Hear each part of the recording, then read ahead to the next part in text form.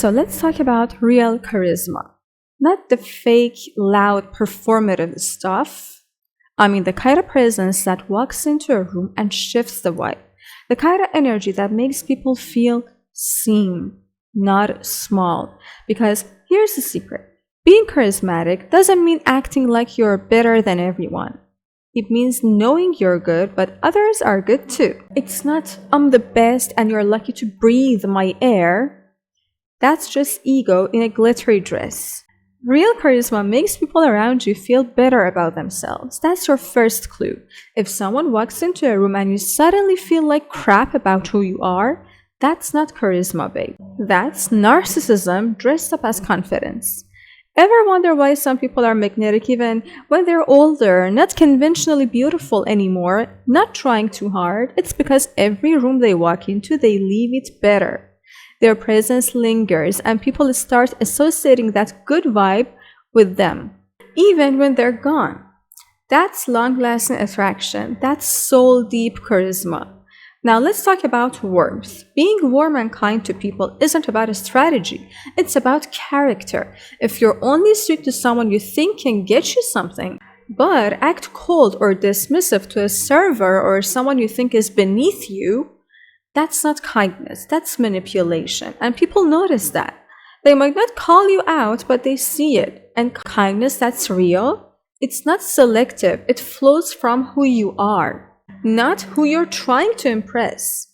Here's another common mistake, getting too familiar too fast, like oversharing or being overly friendly with people you just met. That's not warmth, that's anxiety wrapped in friendliness. And the secret is, don't treat people like they're above you or below you. Stay grounded in your frequency. Dress a little sharper, speak a little clearer. Carry yourself like someone with purpose. Even if your heart is shattered, don't show up looking like a walking tragedy. Save your softness for your sacred space, but when you walk out that door, you walk like the story hasn't ended. It's just getting good. Let's talk about authenticity. No, not the curated Instagram kind.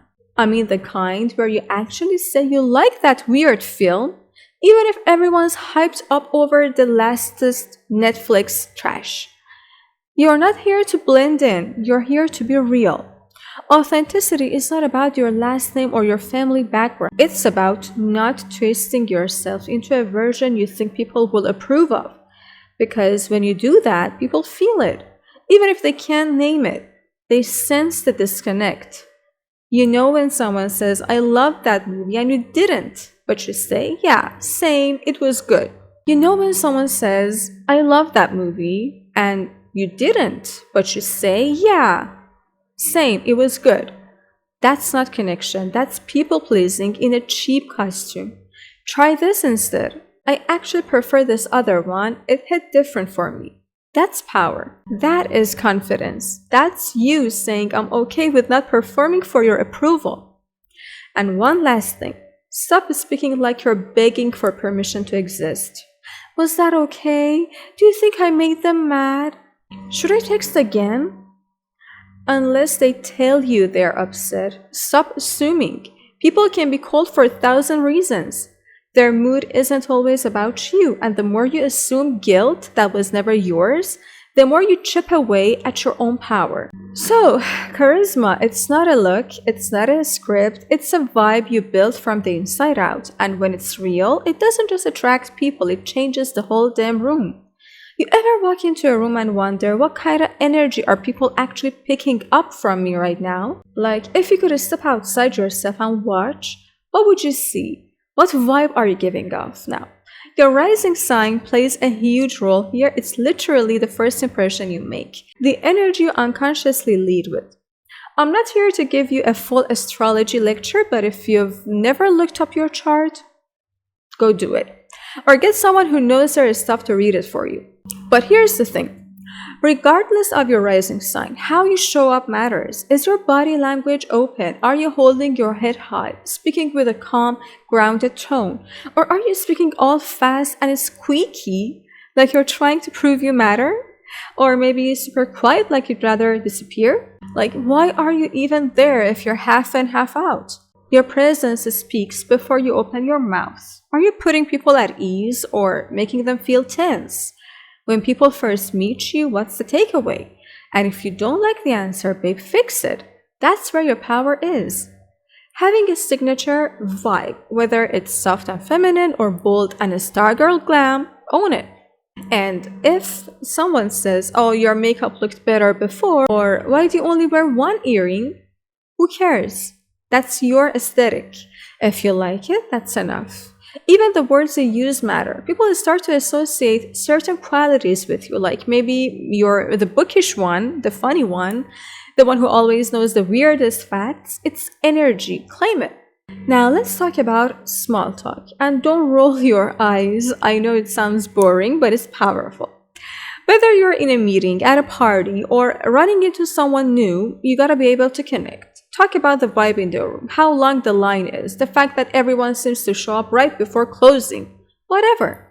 The point isn't what you say, it's about that you can say something. Keep the conversation going, ask a question. Don't just be the girl who nods and gives dry, one-word answers like you're too cool to talk.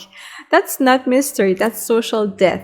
You want to work in team setting, want to lead something, want dates to go well, small talk matters. They're testing you. They're testing to see if you can flow. Here's another trick. Make people feel important. Use their name in the conversation, not in a cringy way, just enough to build closeness. If they mention something before, follow up on it. Their dog, their job interview, whatever. Show you remember. And when you're talking, put your damn phone away. Eye contact, active listening, give real reactions. Repeat what they said at the end of the sentence, like, oh, so you ended up quitting after all. That stuff makes people feel seen. Now, this next one, it's high level. If you want deeper, more magnetic relationships, start picking up on people's unconscious needs. Not just what they say, but how they move.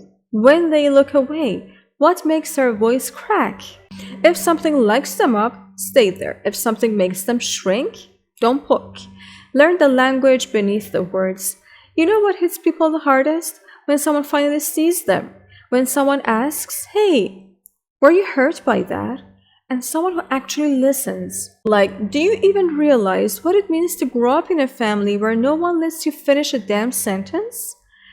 Where your whole childhood felt like a background noise? The deepest craving of that kid to finally take center stage, to have the spotlight, just once, to matter, to be asked, what do you think? If you ever meet someone like that, treat them like they're the main character because they never got to be one.